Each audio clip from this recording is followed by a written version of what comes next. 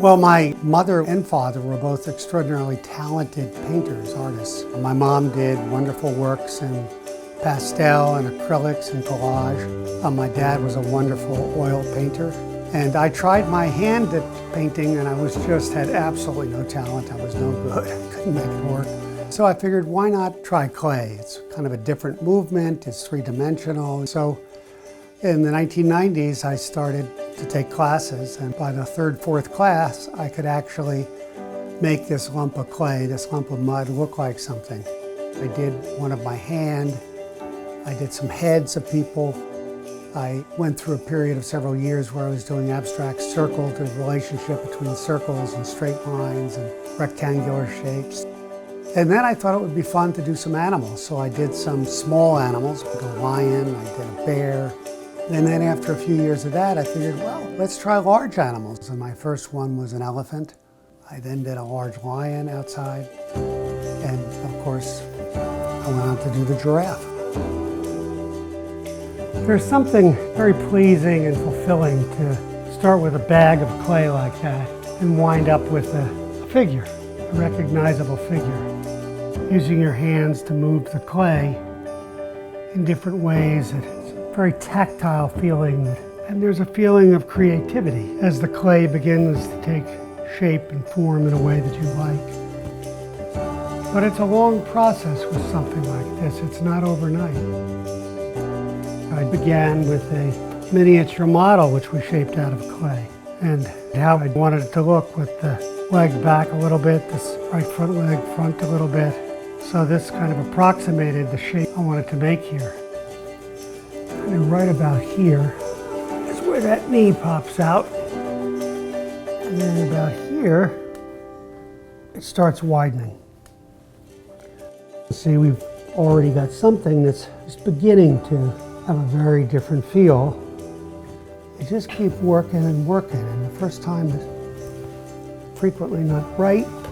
And the second time is frequently not right, and that's the nice thing about clay, is you can keep shaping it. And actually sometimes it's hard to stop. You have the whole thing done and you just want to miss that little thing or this little thing.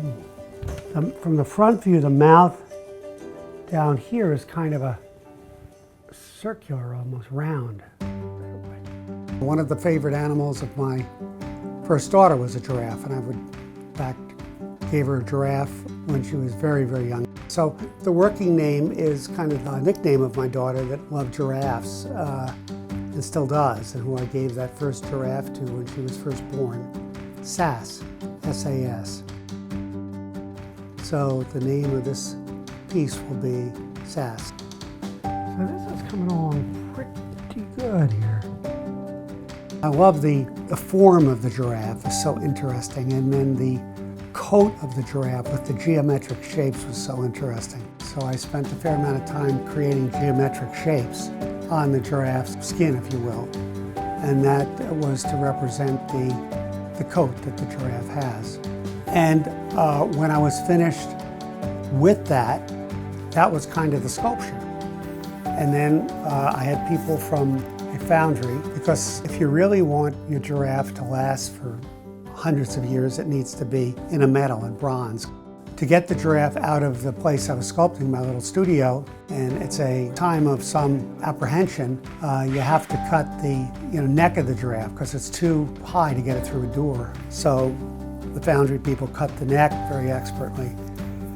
And we got it into a van, and the giraffe had to be secured very carefully. We made it! We made it! So far, at least. Not the trip to the foundry, but at least we made it from the studio to the van for transportation. What I'm doing now, there are some in the transport process. There was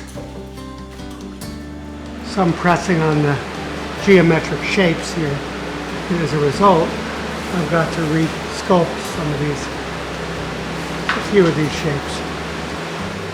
At the foundry, they go through this lost wax process with many, many steps.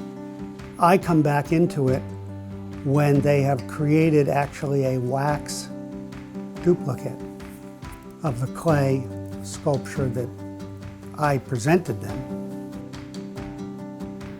This is the clay giraffe that I spent so many hours sculpting. You'll remember here's the styrofoam that was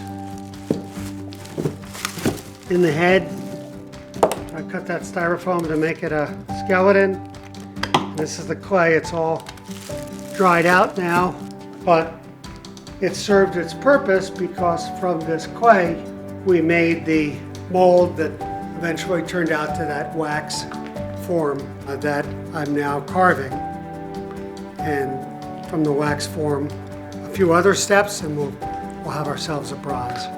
Inevitably, there are certain things that aren't quite right. There are certain things in the wax that I didn't have, or perhaps didn't notice in the clay, but I notice in the wax. A lot of it's filling up little holes that developed in the process, or changing things, making sure certain things were right. On the foundry side, that is completely collaborative. I turn the process of taking that clay sculpture that I've worked so hard on, and I turn it over to the foundry for them to do their thing. To be honest, the foundry process is a real expertise, and I leave that to them. I've watched them do it, and I've been through it a number of times, but that's their area. They heat the bronze to over 1,000 degrees to get it, between 1,000 and 2,000 degrees to get it liquid. And then very carefully, they pour it into this mold that has been actually made from the wax and has a mold that can withstand very, very high heat. And they pour it in, and in the shape of what you've sculpted.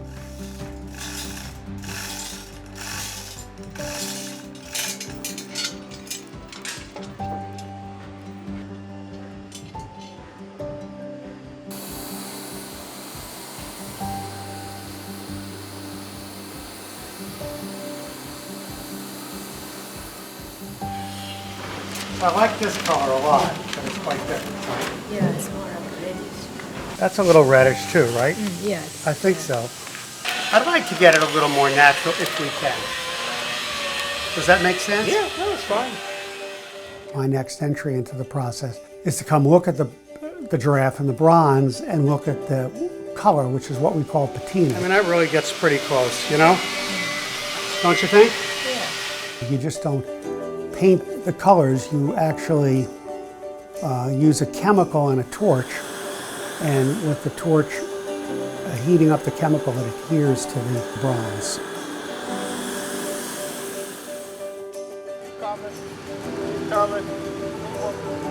Good. This is the moment of truth.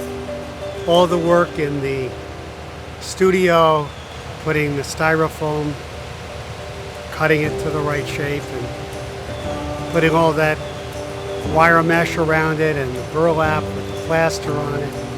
And then, of course, getting to the real part of it, which is the sculpting with the clay. All of that, plus going through the steps in the foundry. Here's the end result of all of that, those months of work, and put in a place where hopefully it stands for very, very long time. Head, this direction, just like that. Right. Oh boy. Maybe get the blocks. Oh, you're standing. You're standing upright, Saz. Stick it up this. Look, the sun just came out shining on this. Look at it. Yeah. Spectacular.